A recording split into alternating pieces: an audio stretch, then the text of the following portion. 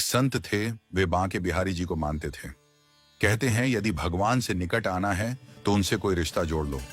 जहां जीवन में कमी है वहीं ठाकुर जी को बैठा दो, वे जरूर उस संबंध को निभाएंगे।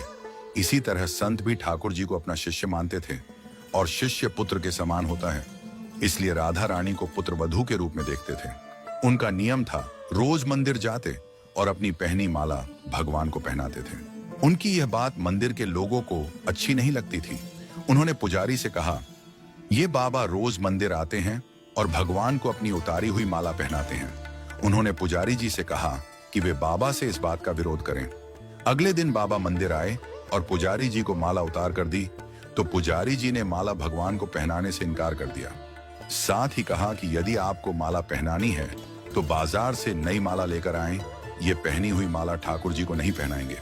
वे बाजार गए और नई माला लेकर आए। आज बाबा मन में बड़े उदास थे। अब जैसे ही पुजारी जी ने वह नई माला ठाकुर जी को पहनाई, तुरंत वह माला टूट कर नीचे गिर गई। उन्होंने फिर जोड़कर पहनाई, माला फिर टूट कर गिर पड़ी। ऐसा 3-4 बार किया पर भगवान ने वह माला स्वीकार नहीं की। तब पुजारी जी समझ गए कि उनसे बड़ा अपराध हो गया है और पुजारी जी ने बाबा से क्षमा मांगी।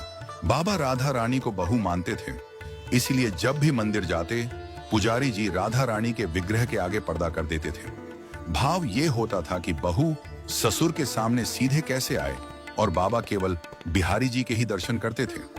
जब भी बाबा मंदिर आते तो बाहर से ही आवाज लगाते, पुजारी जी हम आ गए, और पुजारी जी झट से राधा रानी के आगे पर्दा कर देते थे। एक दिन बाबा ने बाहर से आवाज लगाई, पुजारी जी हम आ गए। उस समय पुजारी जी किसी दूसरे काम में लगे हुए थे, उन्होंने सुना नहीं। तब राधा रानी ने तुरंत अपने विग्रह से बाहर आईं और अपने आगे पर्दा कर दिया। जब बाबा मंदिर में आए तो यह देखकर पुजारी जी को बड़ा आश्चर्य हुआ कि राधा रानी के विग्रह का पर्दा तो लगा है। पुजारी बोले, बाबा आज आपने आवाज तो लगाई ही नहीं।